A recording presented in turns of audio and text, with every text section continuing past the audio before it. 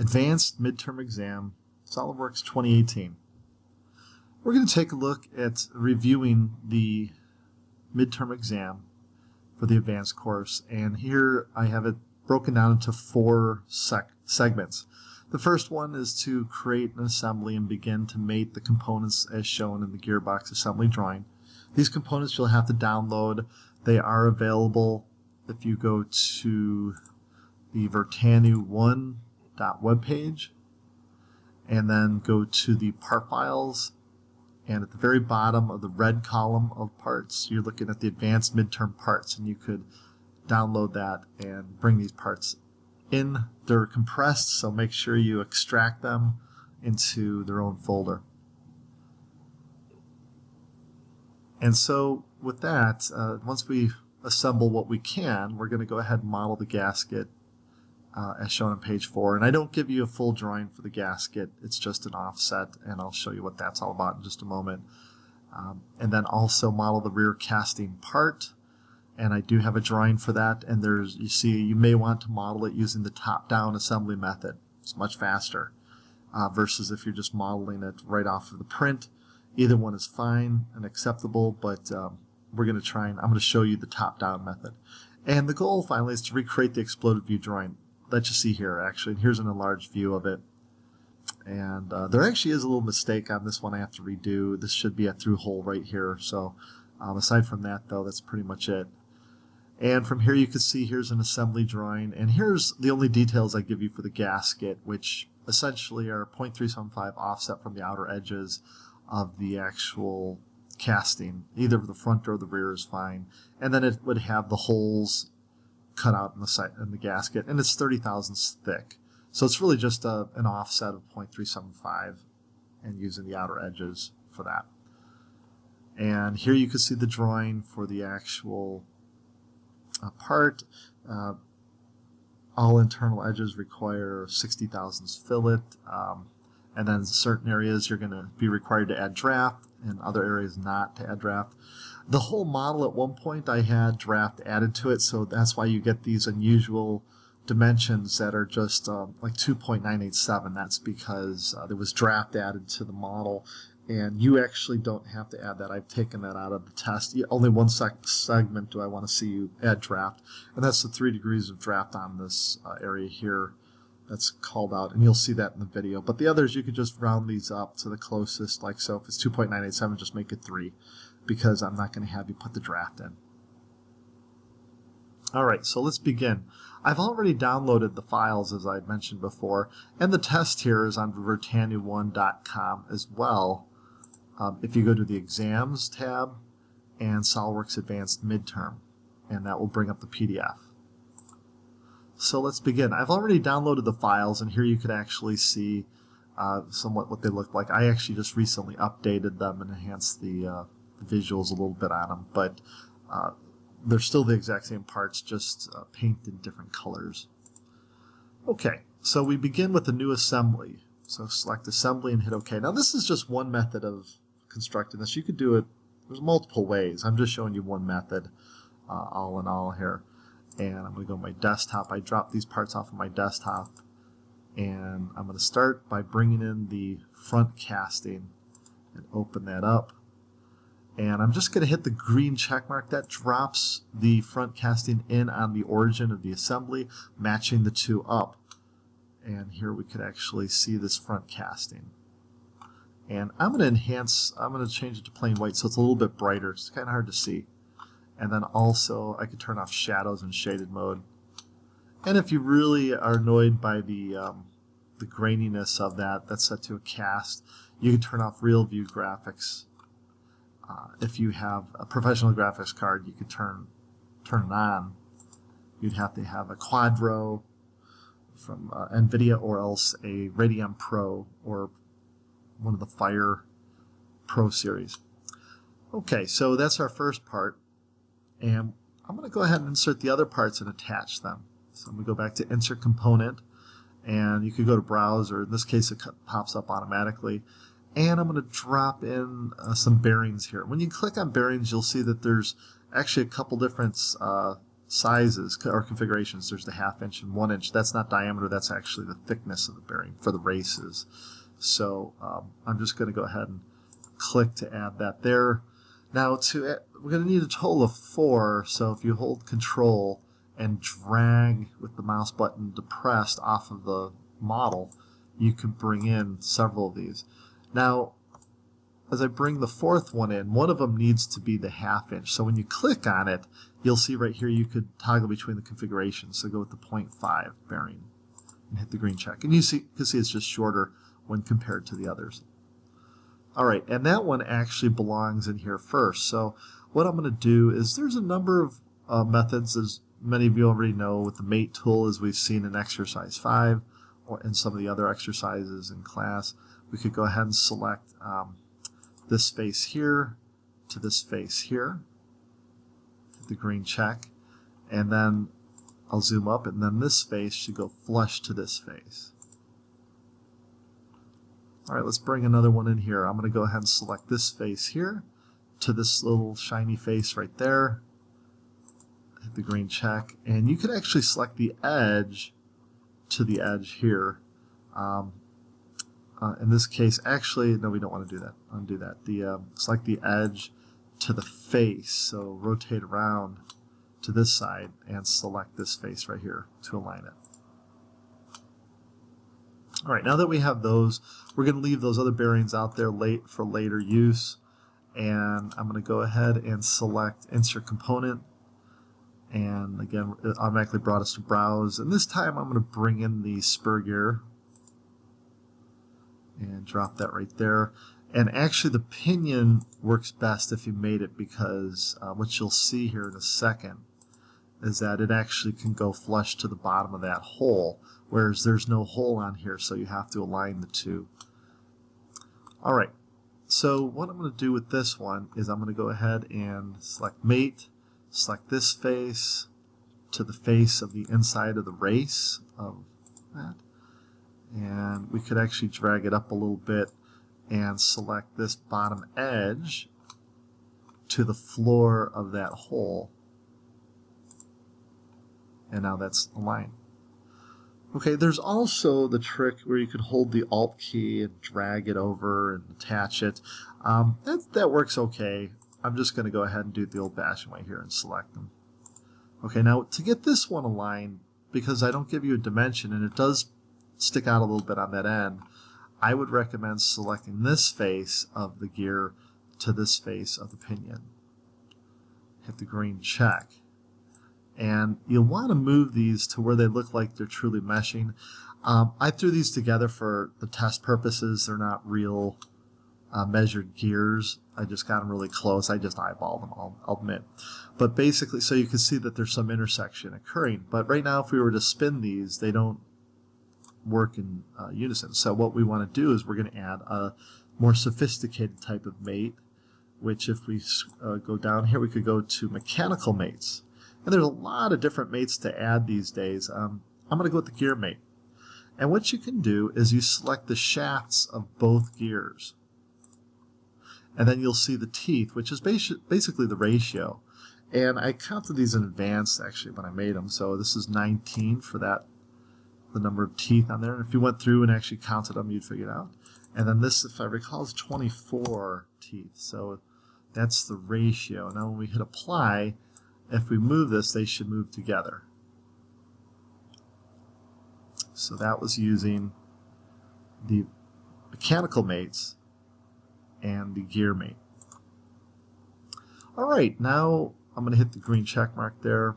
Oh, actually, I was a little premature there. Let's go back to mate, and I want to get this aligned to this face here. Hit apply.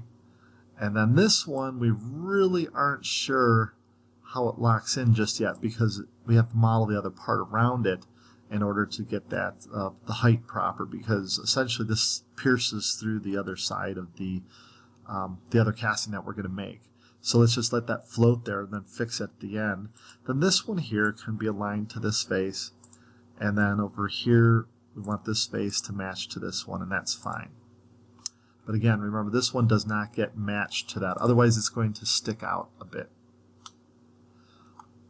Now we could go ahead and add the gasket. And here's a technique for it. I'm going to select this face. Actually, before I select that face, I'm going to go to the little arrow under Insert Component and go to New Part. Select, actually we could just select the front plane, and what that does is it drops it in and matches it up with the origin of the assembly. And I always like to do that in most cases. And so now I'm going to go ahead and disable the transparency so you can see this a little bit better. So over here, assembly transparency, I'm going to set it to maintain transparency. Is kind of the best of both worlds, because we can tell certain items to be transparent and other items not to be, versus one or the other. Opaque, everything's opaque. There's no option for transparency. And then the default option, everything other than the part you're working on or editing, is transparent. All right, and as you can see, as soon as you rotate it, we'll refresh the screen. And now we could go and we have our new part.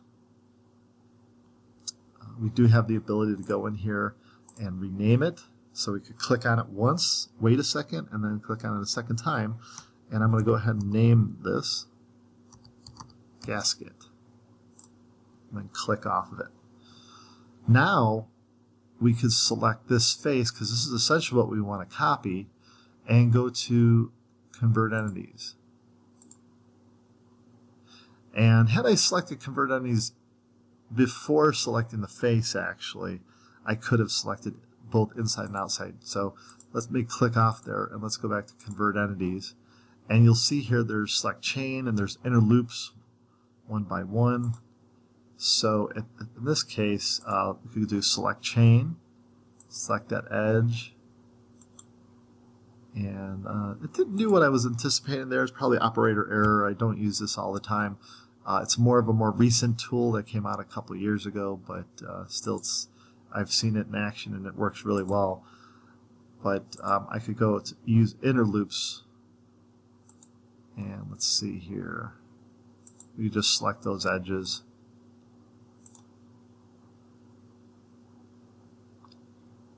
But yet, I want to show how this can be done. I'm going to delete all that because I know there's another way. I've done it before. Let's go to Convert Entities and select that face. There we go. Select all inner loops. That's what I was looking for. And we could hit the green check, and now everything is selected. Now the outer loop is just selecting the face and hit Convert Entities, and we'll select the outer edge there. And so that's a lot quicker. All right, now we're just going to go to Features, Extrude Boss Base, and this is called out at 0.03. Now what I do, and I actually have it going the wrong direction, so let me edit that.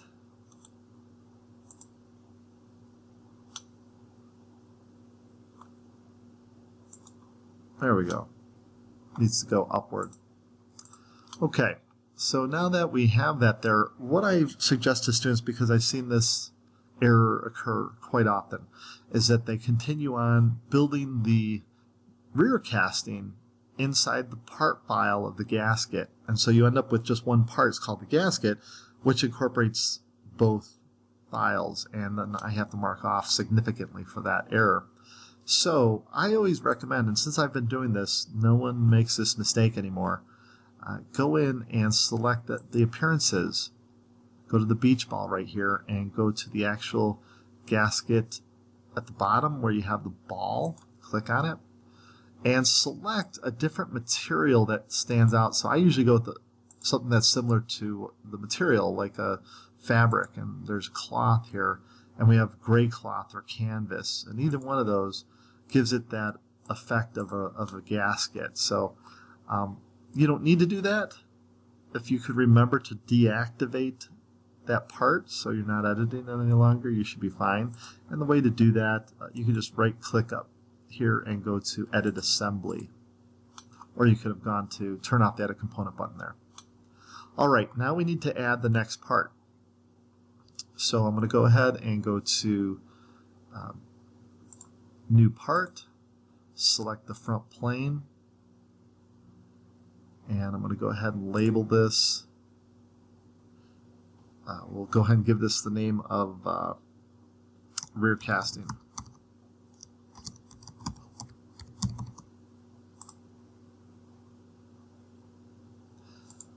All right, and from here I could go ahead and select the face of the gasket, hit Convert Entities, and it should convert the outer entities there.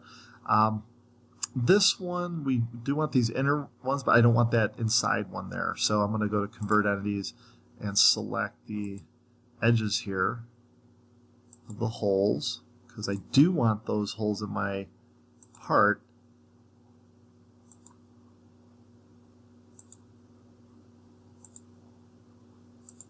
I suppose I could have used the tool I showed you earlier and then selected the chain and deleted the inside chain. So that might have been faster, but give it a shot. Okay, now I'm going to go to Features and Extrude Boss Base, and this gets 0.25 wall thickness. And again, you're going to have to hit reverse here, and so it's building on top of that part, and hit the green check. And so you can see we have our rear casting and our gasket. So from here I could select this face and start a sketch, and then I'd have to subtract from whatever values down below there, and that's fine, I could do that. Or to avoid that mistake, because over the years I've been teaching this, I've seen students make mathematical errors. They forget to do the math from the actual print that's provided. So for example, we go to that drawing for the midterm. You can see here, let me zoom up, that each one of those are a different level, and I have them in ordinate dimensions. So for example, the 0.25 for the flange that we just created, when you make this next height, which is 1.120, you just have to remember to do the math and subtract the 0.125. But here's a way to get around that where you don't have to worry if you forget to do the math. So I would recommend you could do this. You could go to Hide Component on the bottom there. And I just realized it looks as though my model is on the wrong surface here. So that's interesting. I could have swore I selected the gasket. So let's edit that first before we go any farther along here. I'm going to edit the sketch plane and select this face. And it should build on top of it. There we go. Okay, that was interesting. It selected through perhaps because it uses normally a transparency option. Maybe it needed to hold shift or something. I'm not entirely sure why that happened. This is my first time running this one in this release. So, okay. Let's select this face now and start a sketch. Now that's the trick with that front casting hidden. We select this face, start a sketch. Now, while that face is selected, go to Offset Entities. And you could see in the print, the offset, if I recall, is 0.5 in reverse. Check the little reverse box. And now you could hit the green check and extrude. So go to the Features, Extrude Boss, flip the direction so it's going upward, and we could put in that explicit value. So that value is 1.12 for the height.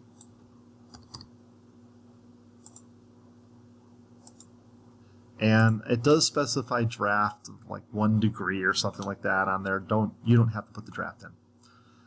Okay, so now I'm going to do that again here. This is just to avoid mathematical errors. Again, if you could just recall to do that, you're not going to have an issue here. So I'm going to draw the diameter there. And this one's supposed to be 3 inches in diameter. I'm going to go to Features, Extrude Boss. I'm going to have it go upward. And again, we could look at the print, and that one, as you can see here, is 1.62.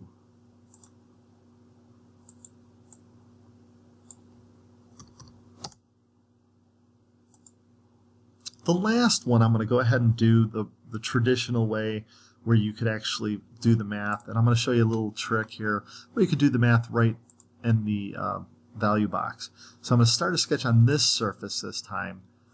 and I'm going to center it, get to the middle there, draw out my diameter. And this one, I believe, is 2.5 inches. And then we go to Features, Extrude Boss Base. And if we look back at the print, what we're going to do is essentially, if we're drawing on that face there, we have to put 1.12 minus 1.87. So you could either do the math in your head, or you could do it this way. So we could do 1.87 minus 1.12. And that gives us 3/4 of an inch. Hit the green check. All right, now we're going to go to the fillet tool. And the fillets are called out at 0.125 on the flange. So this edge here and this edge right here. And then go back to fillet. And you can put them all in one shot. You can just put, vary the fillet per edge. But I'm going to go ahead and just do it this way. And I can select this face here, get that edge, and get this edge right here. Actually, let me verify that that one gets a fillet.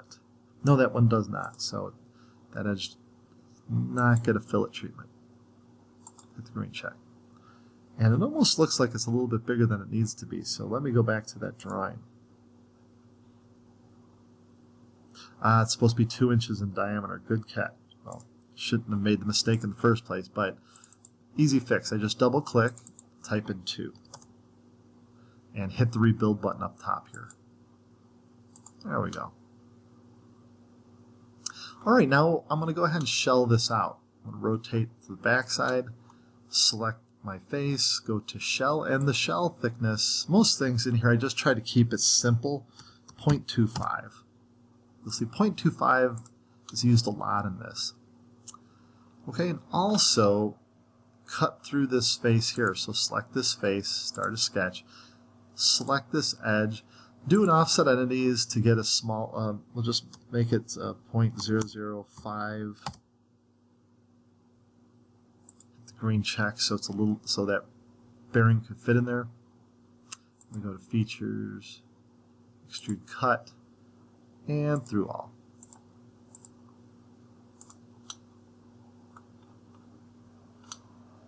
Okay, now I'm going to go ahead and mate that. So I'm going to turn off Edit Component here temporarily, just so I don't forget to mate it. I'm going to go to Mate and select this edge to this face.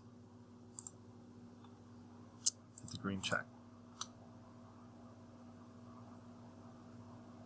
Right. At this point, I'm going to go and hide this gear.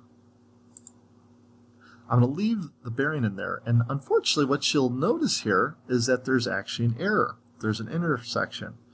If you go to the print, you'll see that it's noted actually in the assembly drawing. And for extra 10 credit points, if you could fix that. I'm going to show you how to fix that. So we need to do a little bit of editing. We need to select this part now to edit, again, and click on Edit Part.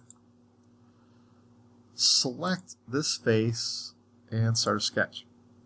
Select this edge, and you could, if you want, you could do convert entities. They'll make the same size, but we probably want a little bit offset there. So 0.005, remember from last time. Hit the green check, and now go to Features, Extrude Cut, and it's only 0.1 deep difference. And I know that because I measured it beforehand.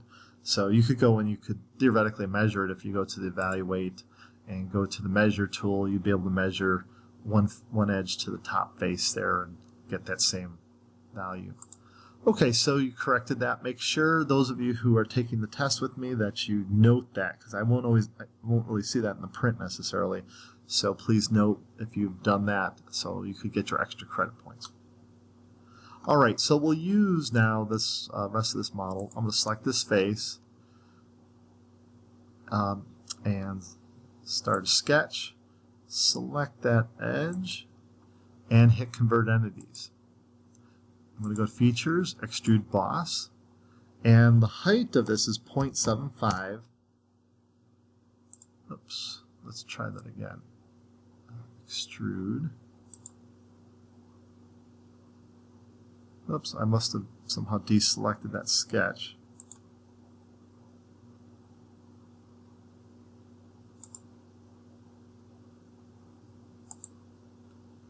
Let's try that again. Let's see where.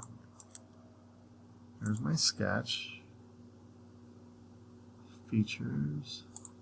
Let's turn off that component for a minute. I think we're seeing some phenomena here that I'm not too certain what's going on. So I'm going to edit the part.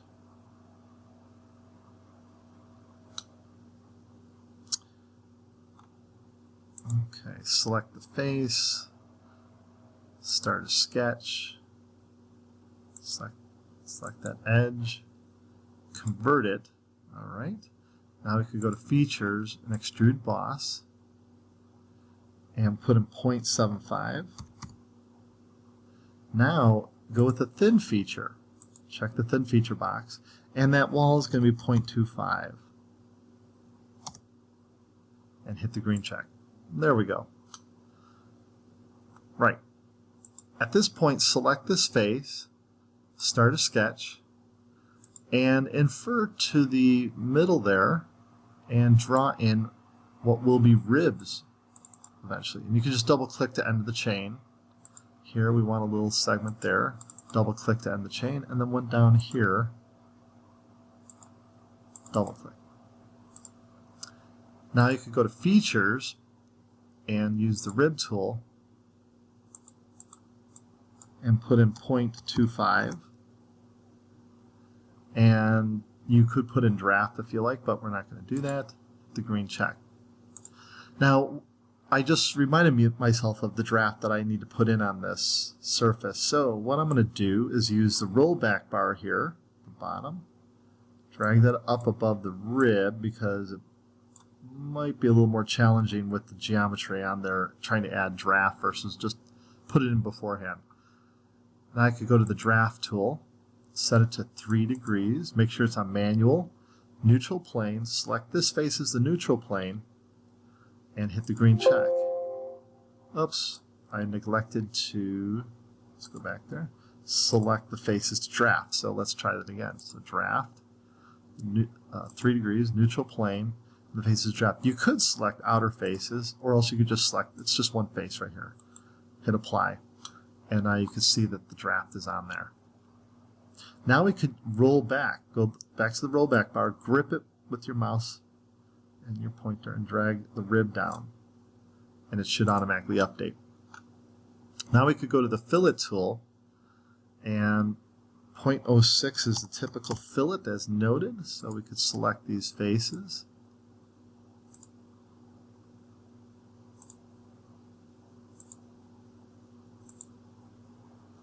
And put those fillets in there. Being that it's an aluminum casting, we want to fillet everything.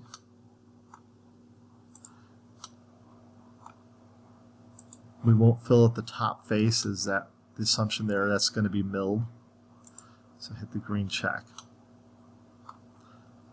Could have actually gotten a few more in there. I'm going to go click on the fillet tool. Oops. Edit the feature. You get this one right here. And these corners in.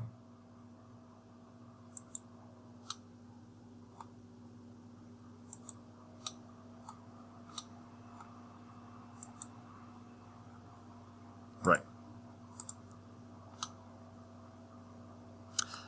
Our rear casting is complete. At this point now, we could turn off edit component. We could unhide these models, so the front casting, we could return that or show component. And bring back the spur gear, show it. And now we're going to explode it. So I'm going to go to a trimetric view.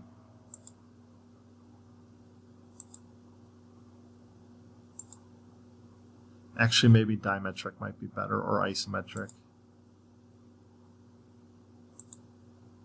We'll go with isometric.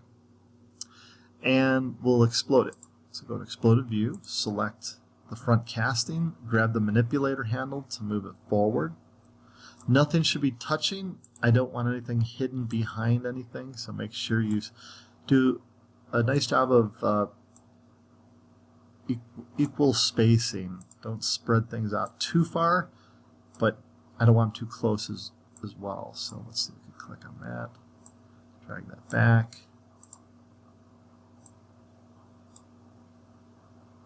And we'll drag this back a little bit. Again, nothing should be touching. You could click on both gears. The gears could touch, that's fine. And that's just so I can see everything. I want to make sure it's all correct. I'm going to move everything forward. There we go. Hit the green check mark and now add, let's see, that's exploded line sketch. Select this inner edge here. Make sure the arrow points in the direction of the exploded line. Select this edge here. Apply. Go ahead and select this edge here. You can see the arrows pointing that direction, so we're in good shape. We can select this edge and apply. Now we need to make the drawing. The drawing is very simple. All I need to see is this exploded view in it. So we can now save this.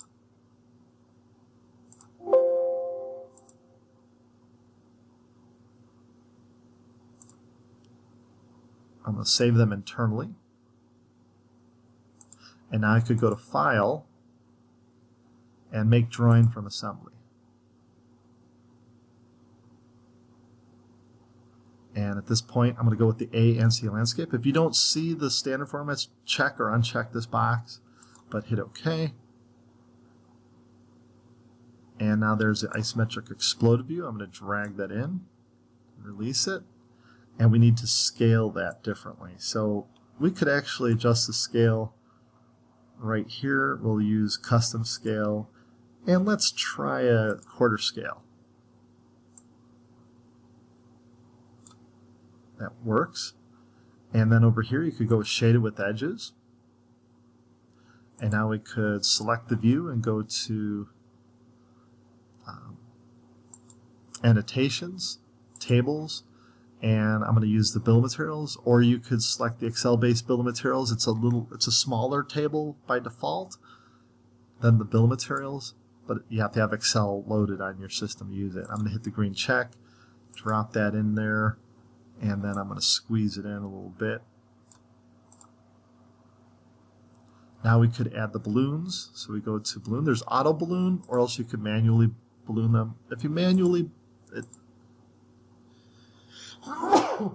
usually looks nicer.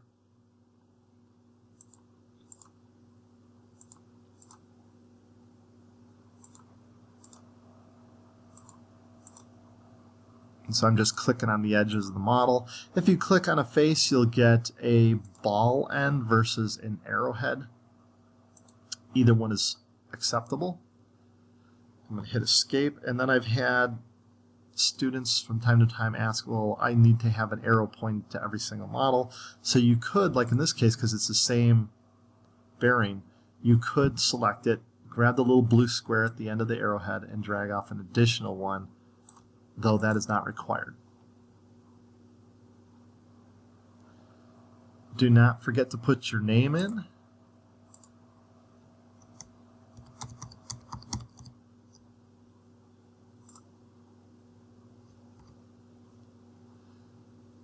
And at this point, just double check to make sure it looks like the model that's provided, and you're done.